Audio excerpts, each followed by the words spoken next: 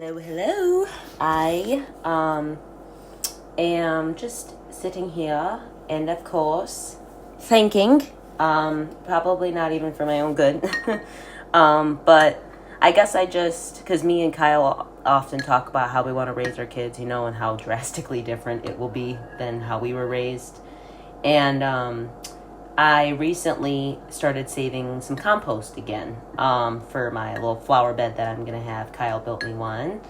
And I'm thinking, because I have it in a big jar in the freezer, right? I have a compost bin. It's really, really, really gross. And it's too big for what I need it for, right? So I'm just going to keep my compost in this little jar. And you can keep compost a lot of different ways. And, being able to do it and being in my house, it's fun to be able to do things how I want to do, but I could not help but remember, I've kind of been interested in being holistic my whole life. I was vegan for 8 years, which maybe I could do an episode about that if you guys are interested. I have always believed in Earth's medicine, not necessarily man's medicine, which don't come at me. I understand that it all is derived from plants, but why not go straight for the source, right? I've always been very interested in that. I put beef tallow on my face. I have shea butter. Right now, if you hear my spoon clanking, it's beef bone broth with turmeric and black pepper mixed in after the gym. So I've always just been very interested in living off the land, and when I became vegan, I was in high school living with my mom, and I remember I also wanted to do compost stuff and everything. And I remember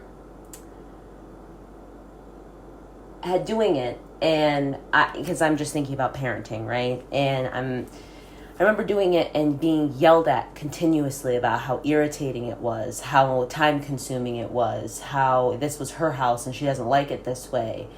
And I'm not at all saying that you can't set certain boundaries like that with your children. I more so am just thinking along the lines of, if my kid wanted to do something that maybe I didn't know a whole lot about, or didn't seem like it would necessarily be easy. Sorry.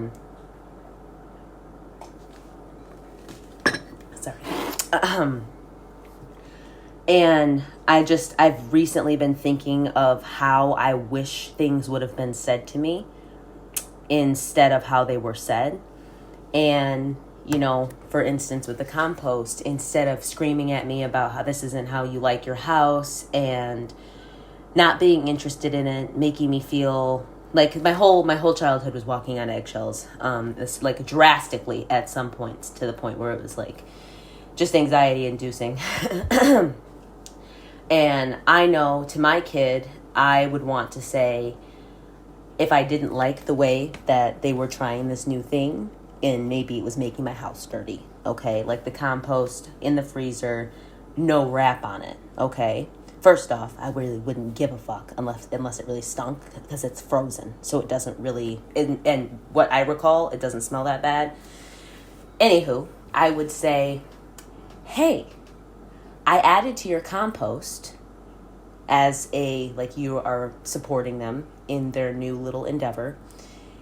And I also got us this new container at the thrift store, at Meijer, whatever you want to say, to keep it fresh or keep it better maintained in the freezer.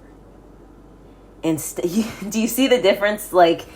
I can give another one too, but the difference in that, it's if I would have been told that, I would have felt so supported and excited that we were doing that together, and that she took an interest in something that I care about, instead of yelling, right?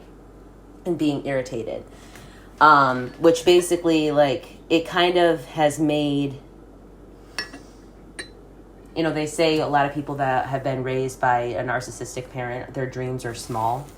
And I really do believe that, because I know what I want to achieve, but I don't think that I can ever achieve it, because of just what I've been told my whole life, and that me composting, me being vegan for 8 years, which I'm glad I'm not vegan now, that could have led to me starting a big garden, or getting into a city garden, and having my own little plot, like anything like that, And I do remember around the same time my uncle had started a garden and wanted me to help out with that and stuff like that. But at that point, after like 15, 16 years of this family bullshit, me being like afraid of this man my whole life, I wasn't really into it. Plus I'm 16, I have friends, I don't, you know what I mean?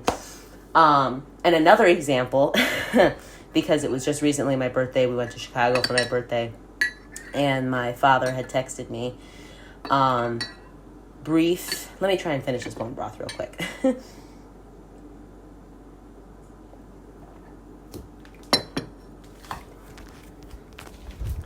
I added that turmeric in there, and it's not mixing very well. Anyway, oh my God, almost a year ago now. In August of 2024, I went and visited my father in North Carolina, and it was the first time I had ever been with him alone as an adult, right? And to put a long story short, and if you guys are interested in hearing the story, I can definitely tell it. He didn't ask me any questions about myself. I just felt like how I felt my whole childhood, like a prop, like a trophy to show off, like, look who came to visit me, look who came to visit me. Me. I'm down here with my daughter. It's like, no, my daughter came down here to visit me. I'm so happy. Like, you know what I mean? Like, I don't understand why it's always about them. I have a poem about it, actually. Actually, I'll see if I can find it while I'm telling you guys the story. Because now I have my poetry organized in 4 sections, so I actually might be able to find something. But anyway, the whole trip was very disorganized, chaotic. I was very uncomfortable. He more so just wanted, I think, to play dad for however long I was down there, and give me guidance and advice, quote, guidance and advice, which the man lives in a trailer, which I'm not knocking a trailer. I'm saying he lives in something that you have to haul with a truck. Like, it's not even like a trailer park type thing. It's just a camper almost. And I live in a home, and he wants to give me advice, and he drives his girlfriend's wheels around, as far as I know. That was what was going on when I was down there. Which also, why would you want that look? But I need to keep my head on a swivel. I need to do whatever,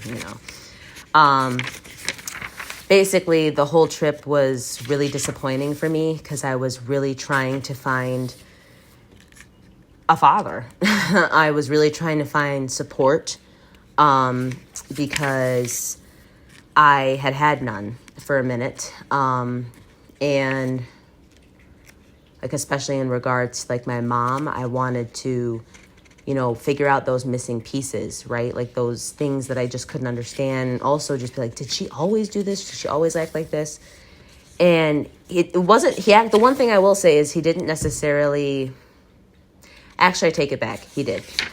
He enjoyed the fact that we could have the time to kind of shit talk my mom, which is, I understand. I don't blame him because the bitch trapped him for sure. But at the end of the day,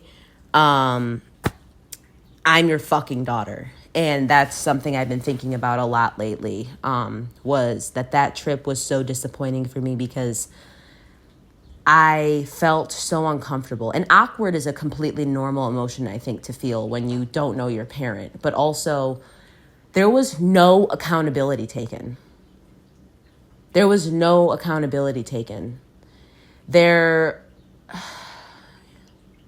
He even brought up about like court papers that he had them for me to see when I got older.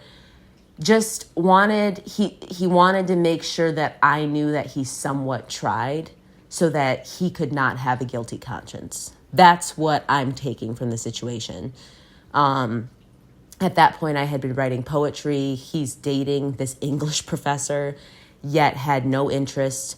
Oh, last day I'm there, my cousin helps get us a room at this hotel he works at, and my father smokes way too much weed, and his girlfriend shows up late to this dinner and I had to pick the restaurant, which if any of you guys know, just think about that. I'm in a state that I've never lived in. He's in a state he's lived in his whole life. I'm his daughter. I shouldn't have to be picking anything. I shouldn't have to be doing anything in regards to it. This should have been a trip that was set out, a trip that was about taking accountability, about trying to reframe a relationship. But instead, I sat shotgun with this chick I had never met, and she's driving, growing over the lines, like fucking scaring the shit out of me. She wasn't even drunk. She just can't see at night. And my father is like halfway passed out in the fucking back and talking about how he's got his girls, you know? So you don't got shit at all, you know? And it just kept itching and itching and itching because, again, just like my mother, it became the parent was the child and the child is the parent. So I did find that poem, and the whole time it just felt like I was something for him to talk about. I met up with family for like 15 minutes. This family I have never met in my entire life, and we just were like dropping by instead of having actual family time. There was no true interest within my life. But anyway, I'll read this poem and then I'll talk about something else. Or not something else, but just keep going. I've lived as a pawn in lies I had no idea existed. I was used like a Kleenex, quickly discarded after no longer proving to be valuable. Wrapped up in their own blanket of selfishness, it is unknown to them that their daughter has fallen through the cracks, without guidance, without true love. She is so truly beyond heartbroken that it becomes the reddest of rage. I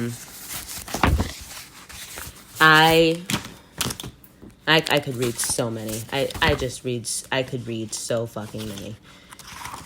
Truly unbelievable, I think, how many, because this trip is what fueled a lot of this poetry when I had come back, because I was so fucking angry, because I had realized both of my parents were pieces of shit, and that they had no right for me to be in their life, that they truly actually did not deserve me to be in their life. So I had come back. I had never been more relieved to be away from somebody in my life. I got to the airport, did my shit. Kyle came and got me from the airport. We're driving home from the airport, and I get a "have a safe flight" text, which I don't understand. Like, maybe there's a connection loss, but I had Wi-Fi in the airport, so I don't know what he was trying to say. I ignored him for a couple of days, and he, oh my gosh. I'm on my phone, so I didn't know I could read messages while I was recording, but because I can, I am going to. And I've never done this before, but this is so fun. It's so fun. It's like so traumatic and shitty. I'm like, this is so much fun. I had ignored him for a few days because I just couldn't bear the thought of talking to him. Keep in mind, before I had even went down there, I was talking to him on the phone, and he was helping me a little bit, like just because of a different perspective with mental health and shit, but it wasn't something I couldn't have gotten from somebody else. And it was really just a lot of old school boomer shit of just basically pushing through and not processing your emotions, which we all know Nina is not fucking down for. So, I had ignored him, and then this is what he had said. Keep in mind, this will be a minute, and I have a response and then what he said after. If there is a problem, let's talk about it whenever you feel like it. I believe in growth for grown folk. I'm growing in our relationship also.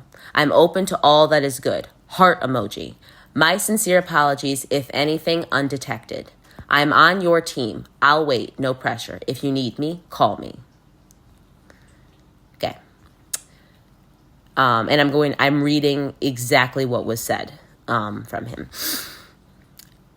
This is me responding back. You're grown. You practically excused yourself from the abandonment of your only child. If you can, you will, something he had previously said. Lots of men have won some custody over their children. You didn't want to fight for me. You didn't fucking want me. Just say it, bro. You knew my mom was crazy as shit, smoking while she was pregnant. You were there. Sorry. You say there was nothing you could have done? Okay. You're grown. You are disorganized as fuck and barely have your shit together while you tell me to get mine in check. Put my blinders on? I've bought 3 fucking cars by myself while you drive your girl's wheels around. And you would have known how much I've done for myself if you asked me any questions about me. You see your daughter alone for the first time ever and you have to stop and run stupid errands and brag about your fancy barbershop clientele while I get catcalled outside of it. Give me a fucking break, dude. Undetected? If you were an undercover agent, you would have been fired. There's more I could say, but it's not worth my time right now. I'm just glad I know I come from 2 fucked up people so I can move on with my life. I don't need shit from you. I never have. I never will. The only thing I could have ever needed was a father in my life, and you chose to not be there. But that's your character, and I'm definitely not interested. I think I removed like 2 fucks out of that just because I didn't want to hear it. And this is what my father, my part creator, think about if you had a healthy relationship with your father or if you've seen healthy relationships with fathers, think about that and listen to this, please. It's the first line for me. Like, it was the first line for my therapist that all got us like riled, bro. And it's, sorry you feel that way. I'm definitely disappointed in the way things happened early on, but I'm always glad to hear your side of things. Whether you need anything is beyond me. I'm glad you was able to understand how personal me and Marianne's relationship is, after especially in times of need. Car issues is the least of our worries, and I definitely got my stuff in order, just not in your eyes. I fought your whole brainwashed family, and they finally did it to you. I will always have character and compassion. Life is not a crystal stair. We can agree to disagree. There was a lot of damage done. Hope this helps your feelings of me. But if not, find a way to forgive. And I'm gonna, because I'll wrap this up, because I've been kind of in the mode of doing like shorter podcasts just because it works better for me. And I think for like popularity, I don't know. Let's just dissect this real quick. If you haven't ever heard anything from a narcissist, this is your first time hearing something from a narcissist. Sorry you feel that way. Are you? And also, how rude, right? Sorry you feel that way. I said, you practically excused yourself from the abandonment of your only child. If you can, you will. Lots of men have won some custody over their children. You didn't want to fight for me. You didn't fucking want me. Just say it, bro. That's what I say to him. And he says, sorry you feel that way. Keep in mind, this dude still owes my mom, I'll say on like a conservative scale, like $10,000 in child support. He was never around. I definitely think that he tried to call, but my mom is also a narcissist, so she would push him against me, right? Or push me against him, I should say. So I didn't usually talk to him very much. I never felt comfortable talking to him on the phone. It was like a stranger. We had wrote letters back and forth and like shared he would send me historical Black people stamps and stuff, which was cool for a minute, and then that shit died out. This is where there's a couple things in here that really kill me and like just send me on a like this whole trip. Keep in mind, like this past year, I've really worked on myself and getting better.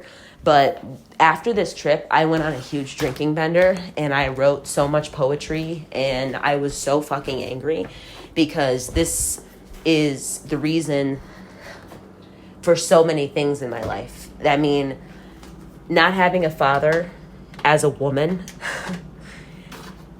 is something that is a hole that will never really be filled. I think in a way, when you meet a really good man in your life, that void can be filled a bit, but it's always broken. So I think that's something I might always kind of be a little broken about.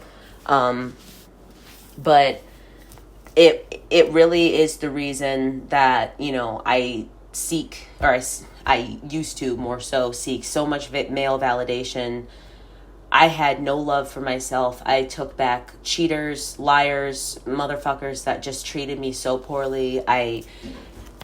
Men would literally, this is like deep, but I think I want to say this. I was so concerned with men liking me because my father never was there, that during encounters of a sexual nature, we'll say, I was physically in pain and I was hurting or I bled and I never said anything. And, someone could say, well, that's you. No, that's me not feeling comfortable setting boundaries because nobody taught me to. There was no man that told me every day how much he loved me and how much I meant to him and how beautiful I was and how I deserved the world, encouraging me. There was no man ever there looking at me in the stands at my softball game or my soccer game or my plays. I think he came to maybe one or two or some shit. There was nobody there. So I let awful things happen to me, and I did awful things because I didn't know that if a man really loved you, that wasn't what you needed to do or how you should be treated. Going back to the text message, after sorry you feel that way, I'm definitely disappointed in the way things happened early on, but I'm always glad to hear your side of things. Disappointed in the way things happened early on. You should say that you're disappointed in yourself. You're disappointed in yourself in how things happened early on. You're disappointed in your own actions. My father was about 30, again, conservatively, I'm always trying to give benefit of the doubt over here to bitches that don't matter. But this dude was at least 34 when I was born. So this wasn't like, oh, he's 26, he's still trying to play, he's trying to be a play. No. You're 34. Kyle's 34. Yeah, and I'm in a relationship with an older dude. Hello. There we go. And that's for a lot of different reasons. But I look at Kyle and I know that would not be ideal for us right now, but there'd be no excuse that he would have. None. And if me and Kyle weren't together, for God forbid, he would immediately demand custody of his children. With split custody. You didn't fucking care. You didn't care. So you're disappointed in how you acted, not the way things happened. What do you mean by things, right? Whether you need anything is beyond me. I'm glad you was able to understand how personable him and this chick's relationship is after, especially in times of need. Okay. So what is you just trying to brag about your relationship? Keep in mind, he's dating an English professor and he is part-time type of barbershop, then also sometimes doesn't really have a job, but kind of does. Sorry, my cat wants attention. What are you doing? Who fucking cares? I definitely got my stuff in order, just not in your eyes. That's the only thing, and Kyle actually pointed that out. That's the only thing that he could say, that because everybody has their own perspective, right? So he can go ahead and say that he has it together, but I think if the majority of people saw what he believes is, quote, together, they would have some things to say about that. One of my favorite things, I got two more. I fought your whole brainwashed family and they finally did it to you. Okay, so I am sad and upset and clearly angry at your lack of interest and or presence in my entire life. And you tell me that my family brainwashed me. What, because I don't like you?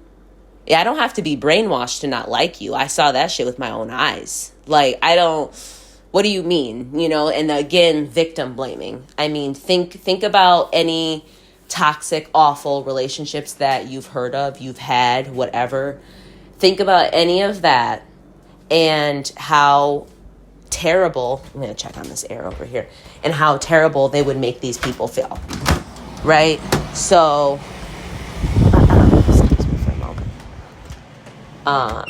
Like the gaslighting and just the victim shaming, the victim blaming, like, you, again, absolutely no accountability. And my father is close to, I believe, 60 at this point, and there's no accountability.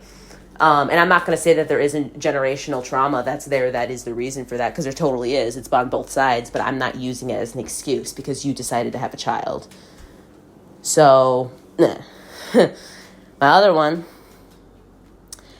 I will always have character and compassion. Life is not a crystal stair. Okay. Everyone loves the crystal stair part because it doesn't make sense. Nobody at all. No, I've shown this text to a lot of people. I've read it to different therapists. Like, nobody understands what this means, right? Of all ages, nobody understands what that means. But my thing is I said, the only thing I could have needed was a father in my life, and you chose not to be there. But that's your character, and I'm definitely not interested. He says, I will always have character. Nigga, I didn't say you didn't have character. This is the shit this is the selective bullshit, narcissistic, cunt-like hearing that both my mother and my father have. Because y'all, first off, I'm going to say right now and give myself all the props. I wish I would have cussed a little bit less in the text message, but other than that, flawless. Keep in mind, punctuation on point, like everything makes sense. And then you went and read what you wanted to read out of it and then said some bullshit. That's why you sound stupid as fuck in this text message. And I don't. And you're just scraping for whatever you think you can come up with. But if anybody read that, I didn't say, nigga, you got tons of character, a lot that I don't like. I didn't say you didn't have none. I said that is what it is, and I don't like it. I don't want no part of it. I'm not interested. Quote, I'm definitely not interested. And you say you have character. Okay, nigga, congratulations. Okay, yeah, you got character driving your girl's wheels around. Sounds good. Okay, and then we can agree to disagree. There was a lot of damage done. What do you mean? You got off scot-free, nigga. What are you talking about? Damage done? You are damage control. You are the father. Get Maury, bitch. You are the father, so you are damage control. You are the protector. And what do you mean? Hope this helps your feelings of me. But if not, find a way to forgive. Tell me what to do one more time. Please. Nigga, you didn't ever have the chance to even send me to my room, bitch. And you gonna tell me to forgive your ass? Give me a fucking break. You weren't there at all. Never, bro. I was buying my mom Father's Day cards. Like, you're insane.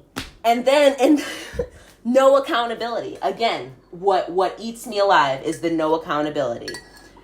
In honor of me not drinking, I am going to finish this cold/lukewarm beef broth with turmeric and black pepper in it real quick, and we'll get back to it. Give me 1 second.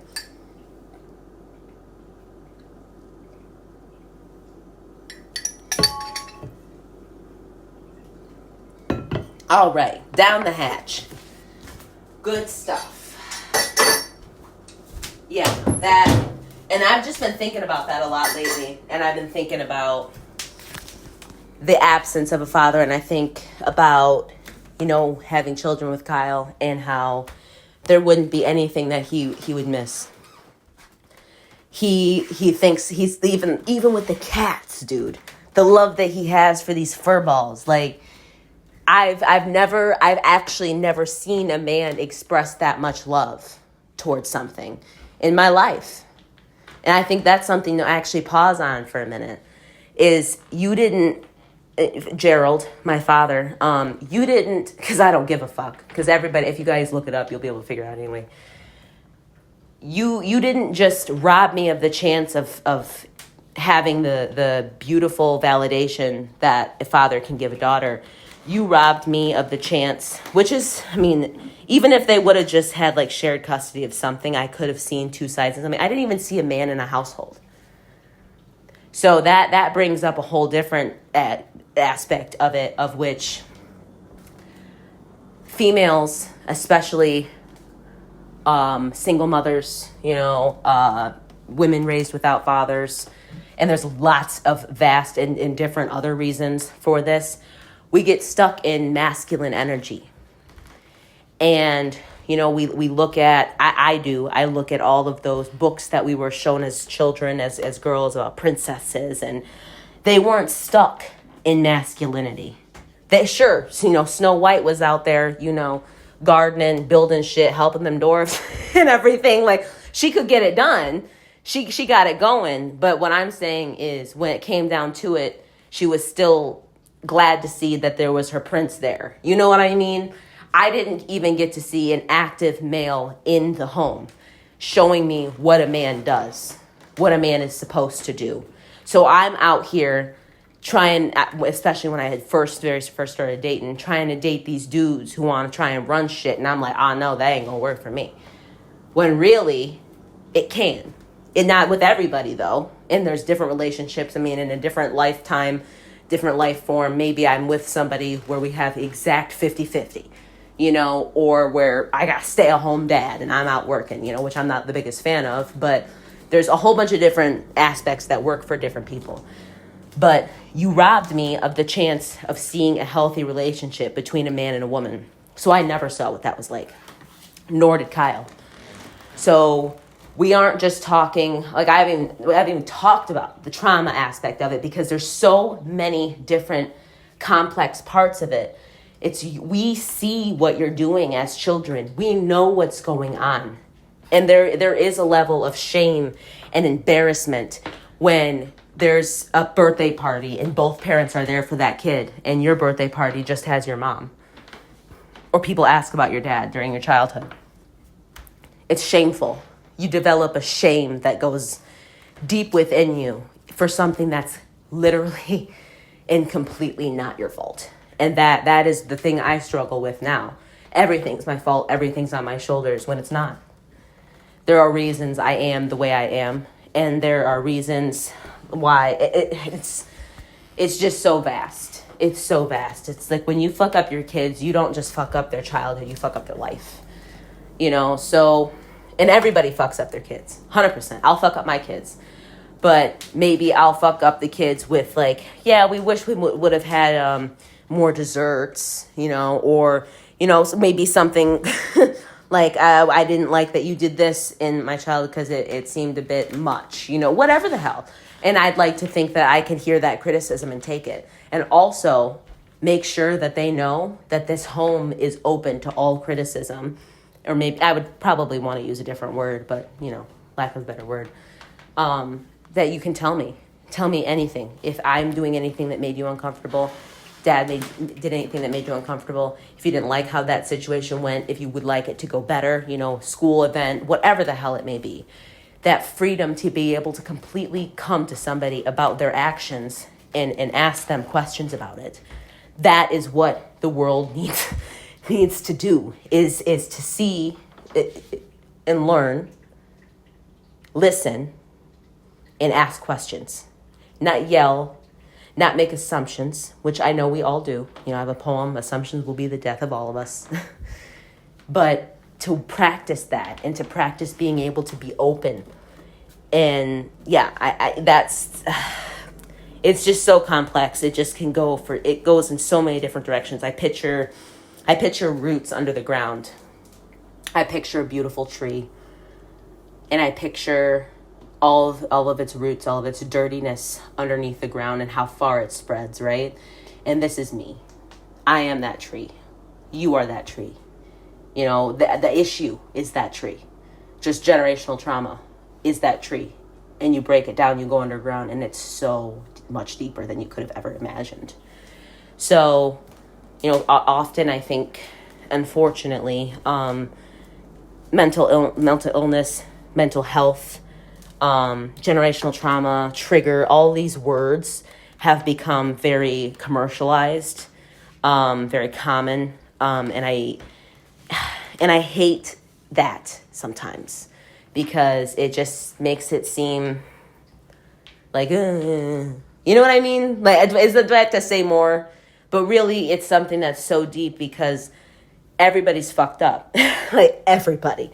Some more than others, right? That's one thing somebody in Kyle's family says is, well, everybody messes up their kids. And it's like, yeah, but some more than others, you know? I was molested by my mom, and not all parents have to do that. You know, not everybody. And that's something I actually bring up, is that text message from my father genuinely makes me more angry. Isn't that fucked up in itself? Isn't that fucked up within itself? Is that text message just the complete, clear display of lack of accountability and narcissism gets me more than the awful shit that I just mentioned and that happened in my childhood. Seriously. And then that's where I just go more on my typical thing. And I'm just supposed to get up, go to the gym, go to work, you know, learn how to take care of myself. It's like I was raised by somebody who didn't know how. She didn't take care of herself. And this is the best way I can put this. This is the best analogy for my whole life. She took care of the outside. She cared about what the outside looked like. That's what she cared about. So nobody, maybe some, but nobody knew she's pouring IPA down her gullet and smoking a pack a day. You know, nobody knew that about my mom, but they knew, oh, she smells good. Is that Daisy by Marc Jacobs? You know, like, I like those sunglasses, you know, or you've got great shape of lips, or you have beautiful hair, you know, and all that shit. I like your graphic tee, but on the inside, the bitch is just melting. And then that's the same thing in the home aspect, where it's like masking, I'm masking for her. I got so used to doing that. I got so used to, sorry, I hope that this didn't shut off. Okay, good.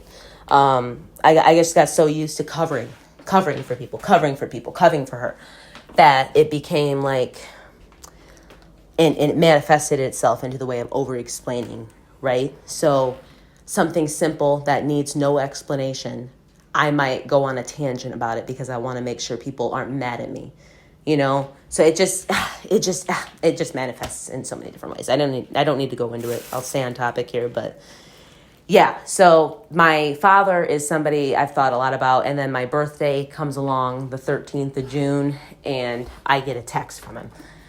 And it's like he had known I was mad, right? Like how would I not be?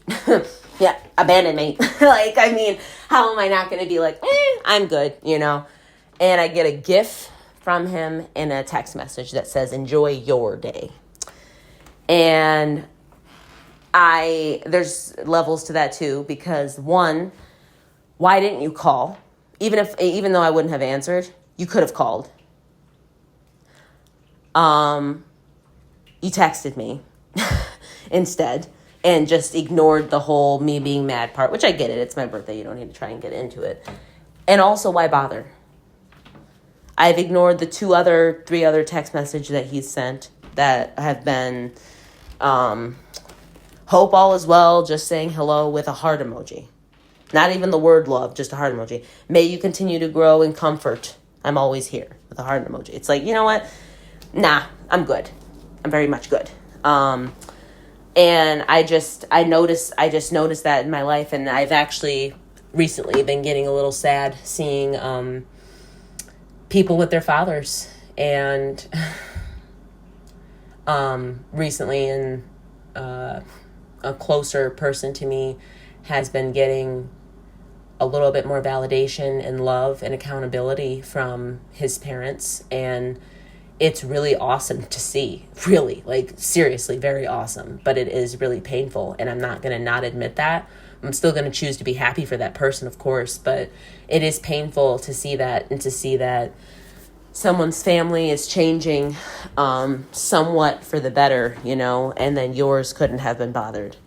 And I guess the word worthless comes to my mind a lot, because that is what having a parent that doesn't seem to give a fuck about you makes you feel.